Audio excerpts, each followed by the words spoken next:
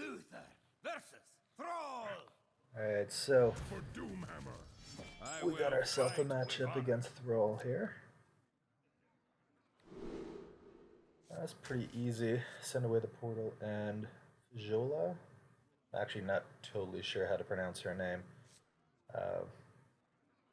She's tempting to keep because you can potentially set up turn 3 Fajola Divine Strength, but generally speaking, you want to send away anything that costs more than 1 or 2 mana in your opening hand, because you have so many 3-drops, you'll hit something useful by that point, like a Rallying Blade, for instance. So, let's get the Argent Squire down. It's a good one to start with because very difficult for them to remove. That having been said, Totem Golem is a bit of a pain to deal with, but we have the answer here with Rallying Blade. Means that we have to use our coin, but that's still the right way to go. And we keep our board advantage. So, yeah, this is a pretty tricky matchup. There's a lot of stuff that you have to play around. Because they can wreck you with Maelstrom Portal, they can wreck you with Lightning Storm. There's a lot of stuff that they can do to really screw you over in this matchup. Dragon Egg is quite useful in order to stop them from using those board clear spells without leaving you something behind. So, very important in this matchup. On that last turn, basically, I was just dumping all the 1-drops I had for the plan of setting up Divine Favor this turn. And I think we're going to do the same thing here. This will pump up our Dragon Egg to 2/6.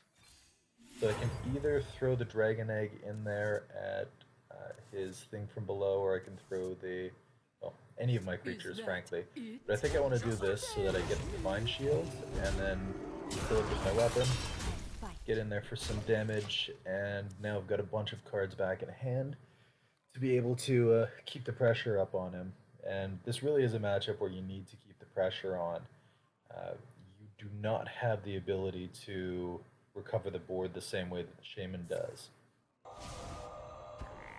Hex is bound to happen, and that's one of the other really annoying things in this matchup, is that they've got Hex, they've got board clears, so like they've got so many different ways to be able to punish you for different plays. If you go wide, they'll just use an AoE effect. If you have a smaller board, then they can use the Hex.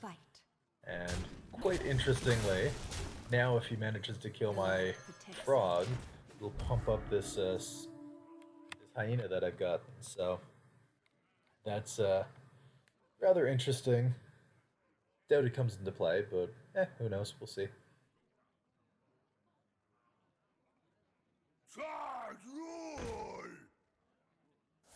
So, the Trog has gotten a lot more popular recently. There's that Lightning Storm. Hopefully we get our frog to survive. Yep. So, at least having that Divine Shield meant that even if he got my frog, then I was still going to have at least one creature on one minion on the board to be able to pump up with my buff effects. Let's see what we get out of Sir Finley. See, this is actually kind of difficult. Normally, I would just go straight for Steady Shot, but the Fire Blast might be the right call here. I wonder. Finish off stuff like that 1/1 that's sitting on the board there, or allow my frog to trade into a Trog.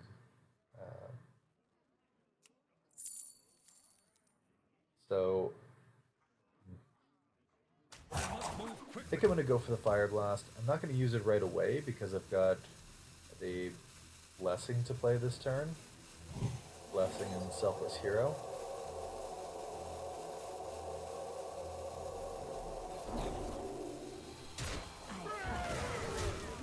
So, alright, that was actually probably a mistake. I probably shouldn't have thrown that buff on the taunt minion, because it might actually set me up to get wrecked by Maelstrom Portal, but yeah, I played that one probably a little too quick. Hopefully it doesn't come back to hurt me. And it does. So if I had done it the other way around and I put it on my 1-1 or my 1-3, then I would have still had that buff around for this turn. As it stands, that Flame Tongue was able to take it out, so that's what you get for playing a little too fast, and makes this a little more difficult. Now I've got a pretty good play here. I can drop the Eyeless, Darkbane, and then Blessing of Kings it if I want to, or I can go immediately for the Blessing, which lets me attack with the Blessing right away and get the value out of the buff. Eyeless still would have left me the possibility of being able to remove it before I got to use that big buff, so I think that's probably the right way to go. Make use of your buffs as soon as you can, because there's always the possibility that the Shaman's going to hex whatever you play and make that relatively useless. Alright, well that's pretty big, but that's exactly where I wanted that to go. Straight to the face. And let's see if we can get some damage in on it. Alright, perfect. So that gives us the ability to be able to trade in our buffed up Argent Squire if we want. But if I throw this in here, then maybe the Divine Shield goes on one of those and I can keep... Oh, perfect. Alright, so that lets me take down Ragnaros without losing my Eyeless. Really strong, and I didn't have to use my Argent Squire to do it either. So let's get in with the Horse Rider, throw damage at the face. This is still a pretty difficult board for him to deal with. Lightning Storm won't do a whole lot against this, and Hex can get rid of one of them, but won't get rid of more than one.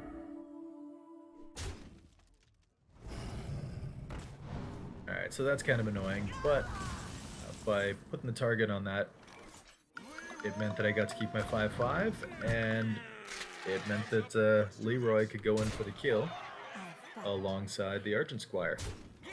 So I think that's going to do it for our opponent, boys, and took that one down.